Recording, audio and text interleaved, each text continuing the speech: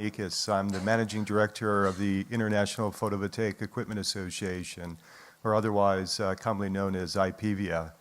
I'd like to welcome you all to the third production forum. We do this in collaboration with EU PVSEC. The forum is very, we'll say, greatly appreciated by, or we greatly appreciate the support of our sponsors. Our sponsors are the media, which has been doing a terrific job in helping us create this event for you today. Now, what this event is it's mainly focusing on best practices in PV production. So we have a pretty, we'll say, intense schedule happening today. The session breaks out in two different ways. What we have is this morning is the market session, where we give you quite a bit of information about the market in general. We'll have some complete panel sessions focusing on the industry, equipment manufacturing, energy storage, etc.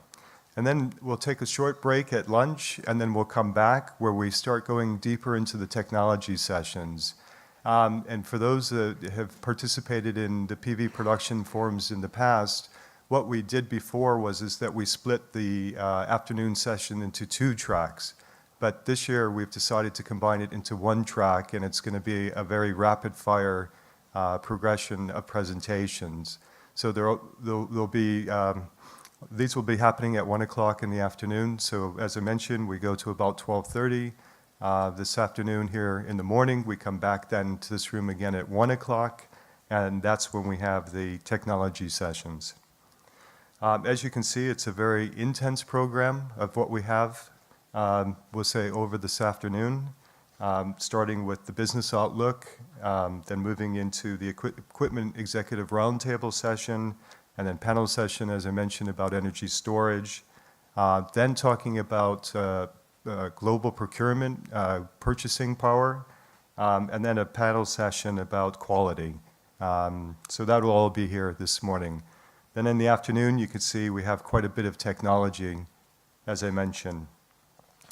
So just a little bit about IPEVIA. IPEVIA is an organization which is now celebrating its 5th year anniversary. We were organized to support the equipment and material manufacturers. Currently, we have 90 member companies that are participating within IPEVIA. Within our group, we prepare quite a bit of communications and intelligence for our members. And if you'd like to learn more about what we do, we invite you to have a very good Italian coffee on our booth. And also this afternoon, we'll be having a little bit of a happy hour as well, celebrating our 5-year anniversary. So without further ado, what I'd like to do is kick off the conference program this morning by introducing our first speaker. Our first speaker is Mr. Finlay Colville. He's the Vice President and Team Leader of NPD SolarBuzz. Mr. Colville has been active in the PV industry since 2005, and he brings over a decade of global sales and marketing experience to SolarBuzz. He previously served as Director of Strategic Marketing for Coherent Inc., Solar's business unit, where he managed PV market intelligence and new product strategy. He holds a BSc in physics from the University of Glasgow and is a PhD in nonlinear photonics from the University of St. Andrews. So I'd like to welcome Mr. Colville to the podium. Thank you.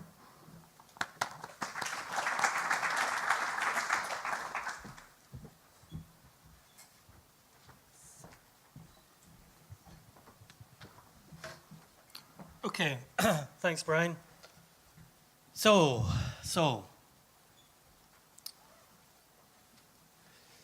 for the next half an hour, I'm going to run through some of the issues that I think are important in the PV industry at the moment.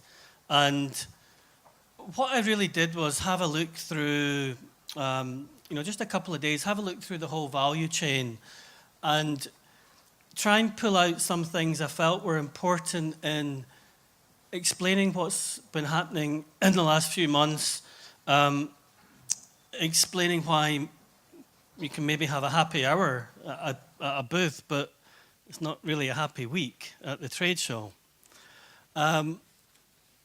Then I want to see how what's happening in the industry is both pushing and pulling the technology side, and then really how that all transfers to equipment spending and ultimately orders for equipment.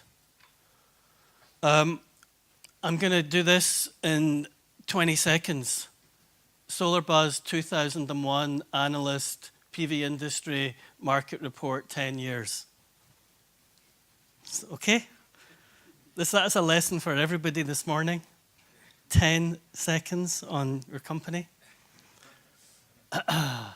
Okay, so in terms of understanding what's happening in the PV industry,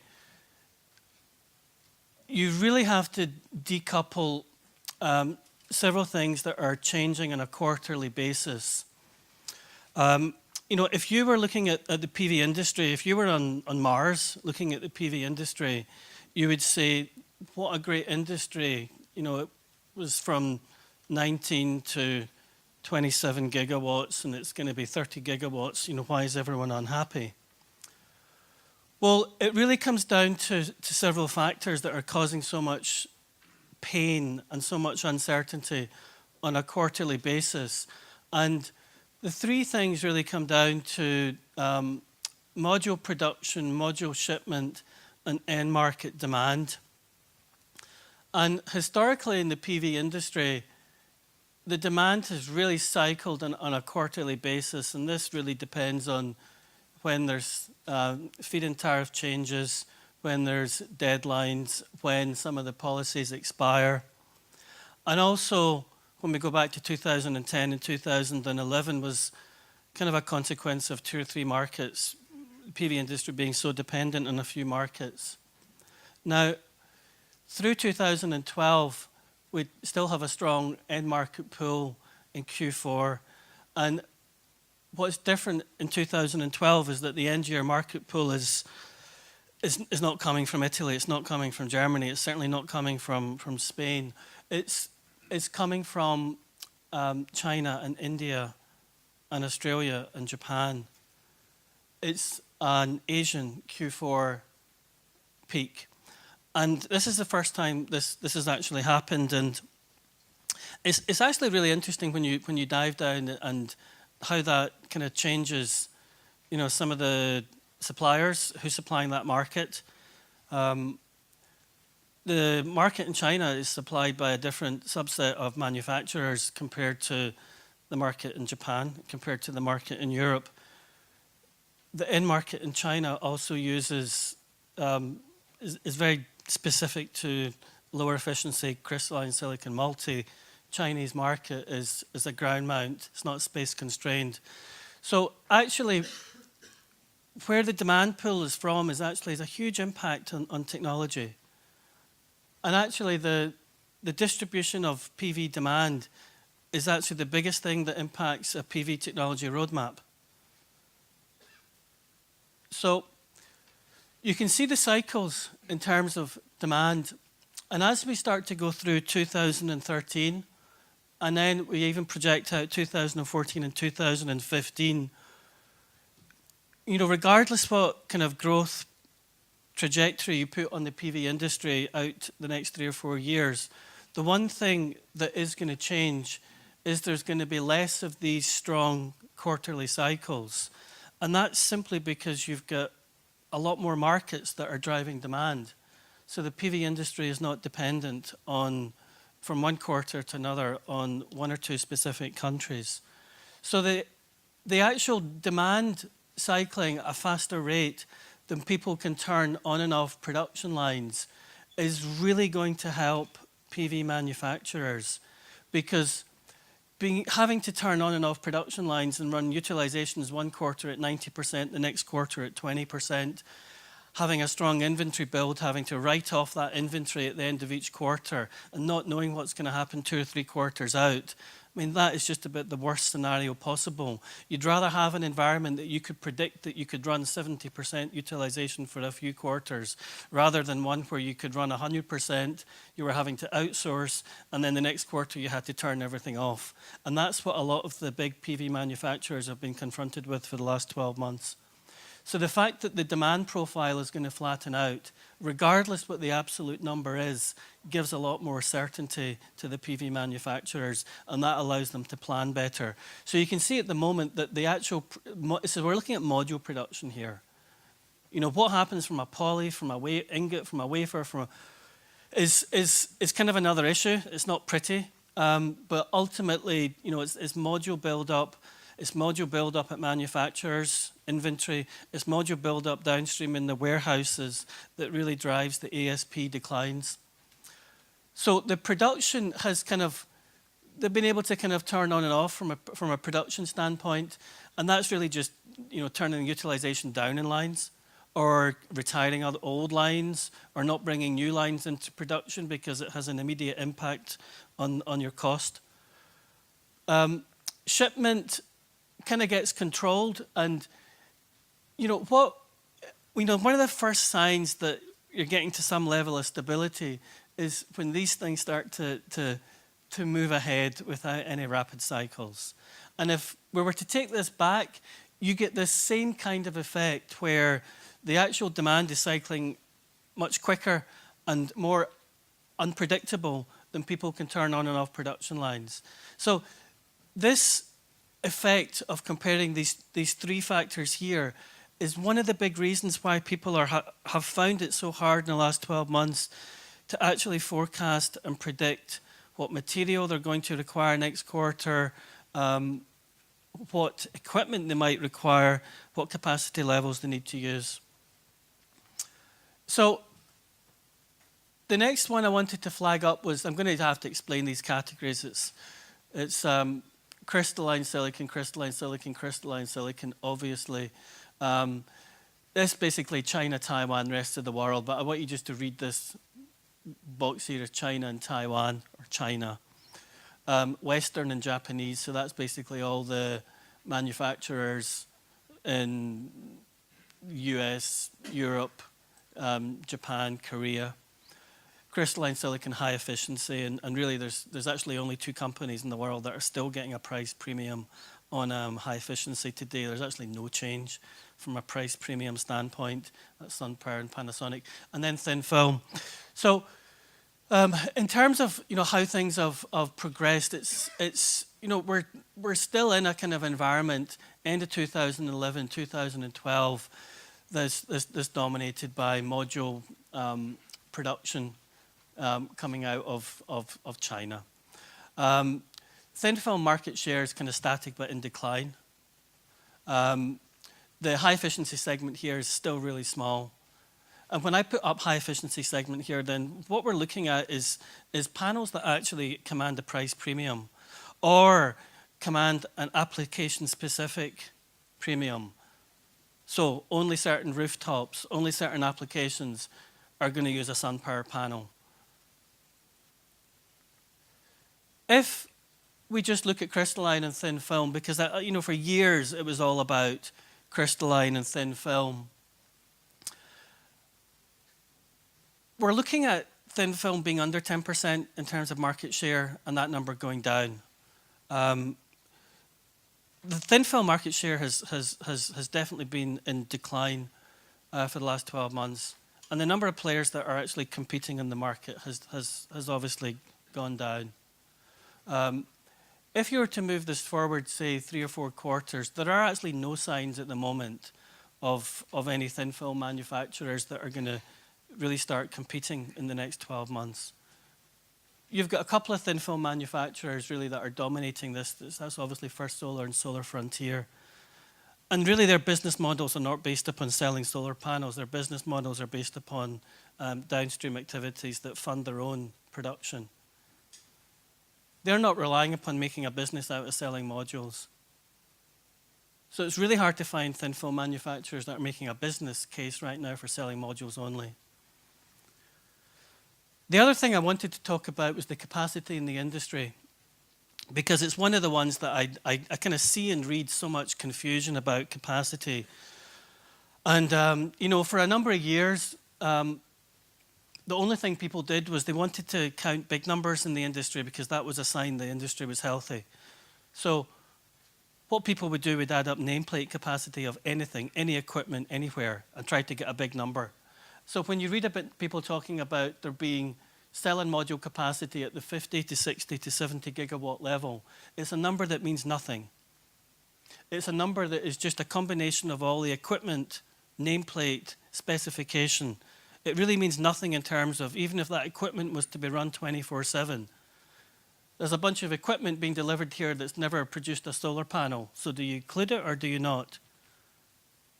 So there's several things that we do to really work out effective capacity.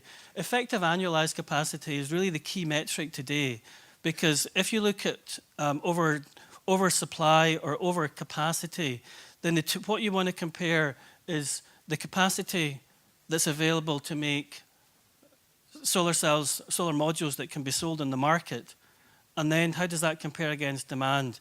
And once those two things are aligned, then we've moved out of an overcapacity situation. So the first thing you have to do is get rid of looking at year-end nameplate capacity. So we look at annualized capacity. The next thing we do is look at effective capacity. So we take out all the capacity that, quite frankly, is never going to do anything.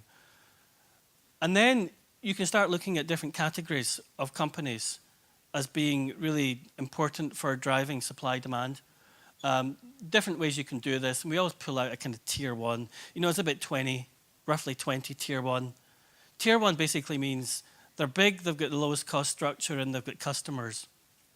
Kind of that simple. And quite often, a really clever thing to do is pull out China, Taiwan, First Solar, SunPower. Okay? And then see, what does that capacity give you? Well, if I stick to this one here, then what you see in terms of capacity is that right now you're looking at an annualized effective capacity here that's getting towards 40 gigawatts. We'll take this category here, okay? There's still a lot of tier two guys that are kind of debating if they make, teddy bears or solar cells. So if we say we've got 40 gigawatts of effective capacity, then what we need to look for is 40 gigawatts of end market demand. So if end market demand is not above 40 gigawatts, then no one's going to want any more capacity. It's one of the first things to look for. As we move forward, again, it's really what this effective capacity level is. And the industry is only going to start to get into a healthy situation when the end market demand is above this number here. Not the 60 or 70 gigawatt level that is not going to make solar panels. This one here. So through 2011, 2012, it's about just over 40. Right now, the end markets, it's going to be about a 30 gigawatt market this year. Something silly might happen in the last couple of quarters, but we're looking something around 30 gigawatts. So you can see 30 gigawatt end market, a 40 gigawatt effective capacity. That kind of explains why even the market leaders today are taking, not even running all the production lines and running at 60% utilization. I was going to put slides up about costing and ASPs and wafer processing cost. But I thought the only graph that really kind of tells the whole story is polysilicon pricing. Now, everyone's seen this graph, and I didn't put this up because I want to talk through the fact that it's gone to this level and what does the spot market price mean. It was really just that while people talk about cost reduction measures, or wanting to move to high efficiency, or wanting to move to thinner wafers, or even people that talk about the requirement of thin film panels have to come in with silicon and pricing. This is actually just driven so much because it was such a large part of cost, and now it's a smaller part of cost. And you didn't have to do anything if you were a manufacturer other than see your buy-in price go down. Didn't require any technology change. It didn't require any sales and marketing effort. Cost could have gone down purely by buying in polysilicon at a lower cost. But what's interesting, so even though everyone's talking about, we're going to go to high efficiency, we want diamond wire saws, we really think we need to put selective emitter schemes in, it was quite frankly all talk because there was no requirement to do it. Because why do something high risk that's going to take 2 years when next quarter polysilicon price is coming down 20% and you do nothing? So this explains why all the technology roadmaps that were on the table really weren't prioritized, because there was no need to prioritize them. The other one I wanted to put up, again, what's happening at the moment in the industry, and this maybe explains why we don't have many happy hours that last more than an hour, is gross margin. We're not even going into operating margin. This is gross margin, so basically cash cost and depreciation. This is looking from Q3 up to the middle of this year. So you see the polysilicon guys, healthy margins coming down. The module guys, most of them keeping okay business on the module side. They're closest to the end market. But really where all the pain has been is this midstream segment here, particularly wafering. Wafering's been absolutely hammered from a margin perspective. You know, wafering has a kind of low entrance barrier to technology. So we had lots of new people come into the wafering side. Wafer and cell really has been hit. So anybody that's just in this segment here has been absolutely exposed. I kind of use the phrase they've been squeezed. They've been squeezed on pricing. They've been squeezed on cost. It's the worst place to have been if that's the only thing you've been doing is manufacturing wafers and cells. Now, at the moment, the whole thing is about, it's kind of these two things together. If this stabilizes, it gives people time to work out how to make these positive again. So that's a little bit, again, you know, it's kind of nice if polysilicon stabilizes. We're not talking about a rebound, just stabilizes and market demand smooths out, and then people that are left in have got time to make these positive. Those are the three kind of big things that might get some stability back to the industry. Okay, just a few slides on from a technology standpoint. I like to look at substrate. Substrate is actually always a good indicator of what's happening in technology. And there's two ways of looking at it. You can look at it as in what does the end market actually want? And then what are people supplying to that end market? I'm always of the belief that actually that it's the end market that defines the technology that's needed, not so much the manufacturers or equipment manufacturers who want their technology to drive the market. So I always look at what the end market needs. Right now we've got an end market that doesn't need anything. Really, you've got a huge percentage of the market that doesn't need anything than 9N in poly. So this is why multi is so strong at the moment, because the market doesn't need higher efficiency. It needs ultra low cost in ground mount installations in China. There's a segment of the market with higher efficiency. There's a big rooftop pull on higher efficiency in mono. And then thin film, I've got this smaller play in here. But actually, this is, if you want to start thinking of one graph to think about technology needed, just this comparison of what the market needs in poly is a really, really big one. Another one that we look at closely, because it hasn't really started to impact until about 2012. And you know, this probably has been the biggest roadmap people have talked about in the last few years, is the cell side, because the cell side is obviously the point where you've got the capability of changing the efficiency. You know, aside from using high purity mono and pulling ingots or going to N-type. So one of the big things we've been tracking, the categories here, this is standards, this is like just P-type, normal crystalline cell. Standard extra is really what I kind of call people doing one extra step to improve the efficiency slightly. And really that's kind of dominated at the moment by people going from to double printing on the front side. And then the two categories here is the high efficiency category. So the high efficiency Gen 1 is effectively the SunPower and Panasonic. And then the high efficiency Gen 2 is everyone else doing selective emitter, any other process that adds a couple of % on the cell side. And I actually deliberately put up capacity here because if you put production up, it doesn't really tell the story, because there's a lot of capacity installed for the higher efficiency stuff, but not a lot of output at the moment, because people are really, really struggling to show in this marketplace that you can do it cost effective. It just takes time to learn these things. You know, it took SunPower and Sanyo, you know, over 10 years with, you know, every brain in the world to work out how to do those cells. But at the moment, there's a lot more capacity going in that's got the capability of churning out cells that are 17, 18, 19%. And that, at some point, that's gonna start having an effect. Once people work out how to do this at low cost, just once people work out how to do it at low cost. In terms of the thin film types, you know, I say thin film's losing market share, but you know, year over year, it's kind of growing. It's kind of just losing market share when you look at the whole market.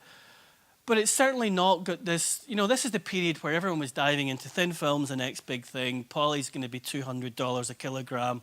It's not got the growth numbers before. So the big difference now in thin film is that people can't really cite the growth.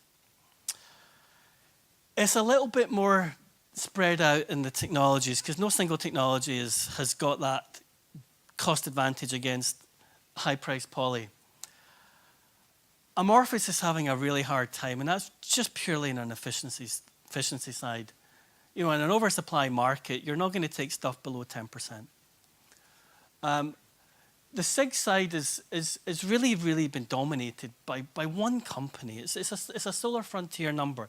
In as much as that's, you know, that really is CAD-TEL could read First Solar, SIGs could read Solar Frontier. It's that heavily dominated by a couple of companies. And actually, I don't go in and look at, oh, well, why do they dominate it? Is it because of their deposition process? Is it because of buffer layer technology? I actually look at what their business structure is and how they're generating their own sales.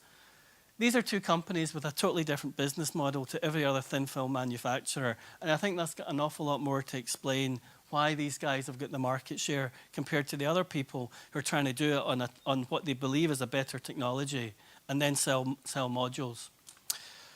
So just a couple of slides and then we're over with on what all this means in terms of equipment spending.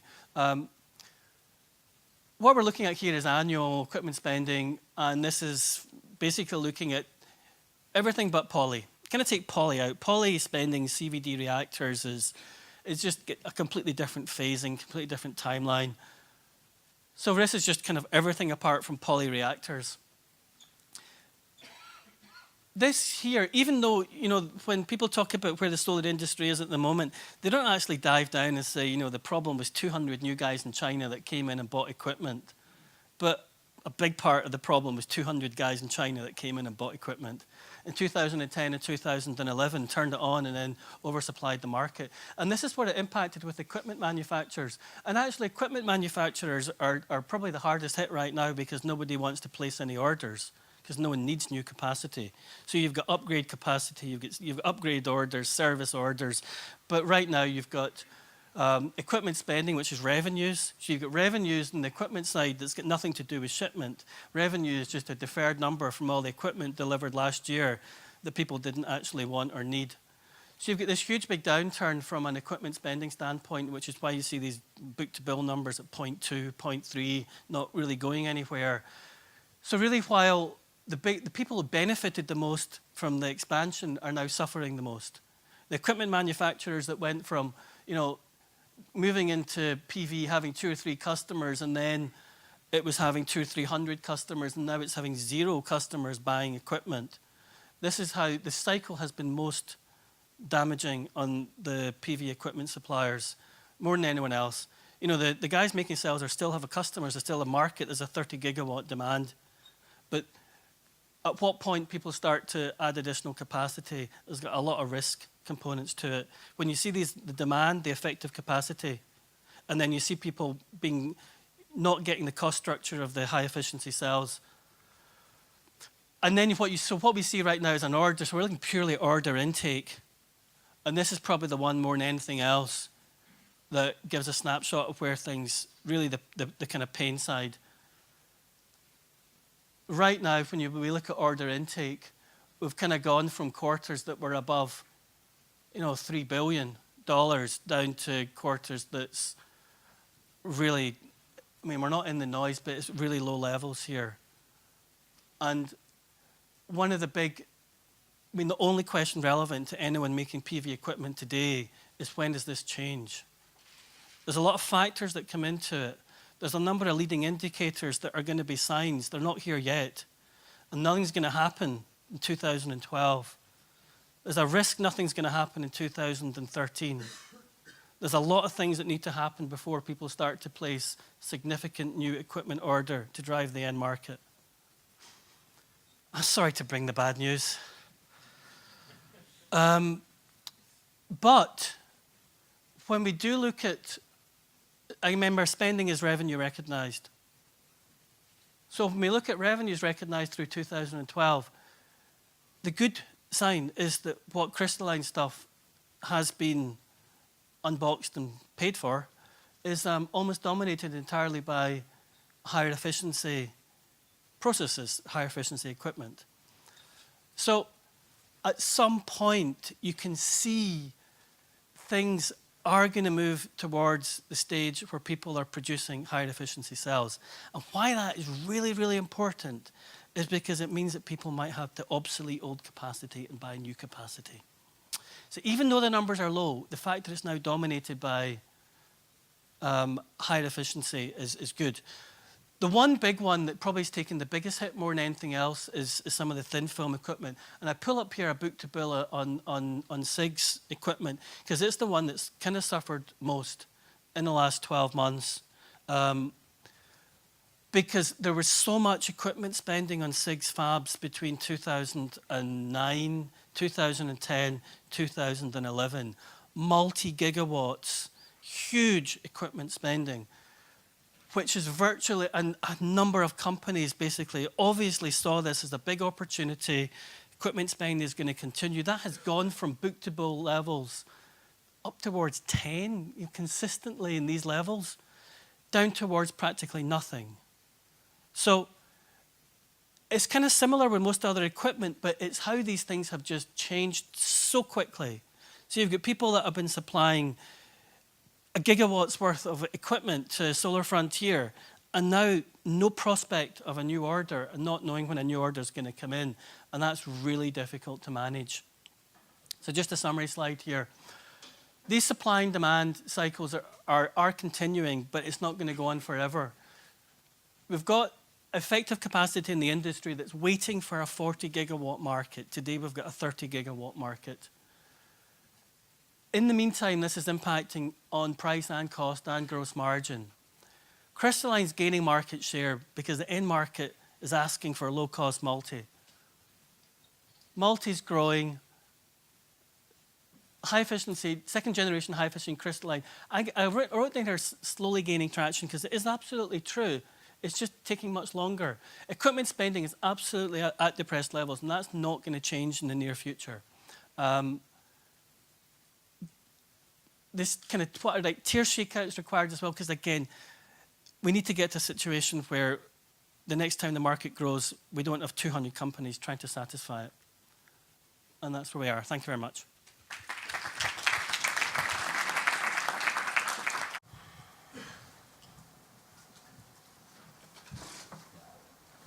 I think everybody's still in shock. Well, I know. I have another presentation with good news. There's two questions here.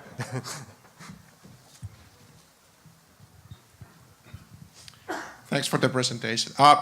One way to get out of this, let's say, mess is through consolidation. So what's your view on it?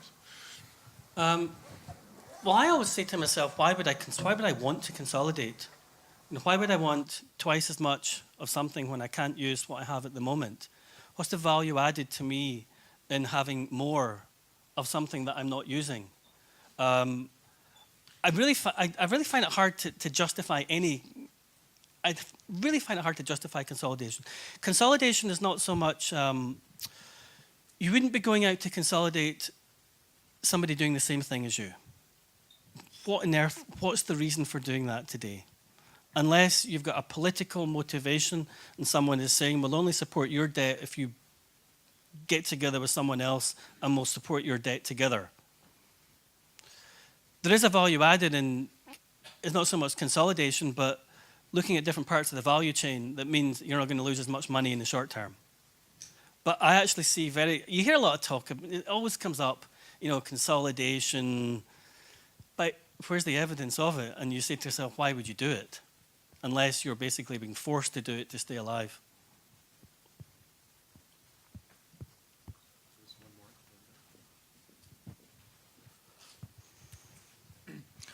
Right now we are seeing, even for top tier products, prices around 50 cents per watt, and everybody's making huge losses every quarter. Do you think that in the end some players will be able to make some money on 50 cents a watt, or do you think finally prices will have to go up again?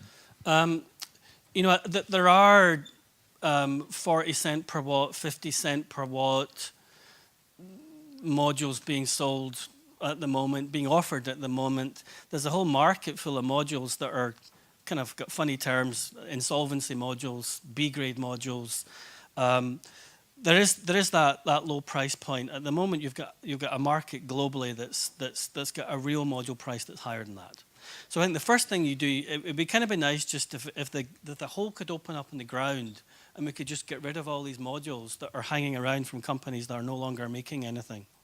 So that's one problem, because it just keeps all the pricing depressed. It keeps competition out there.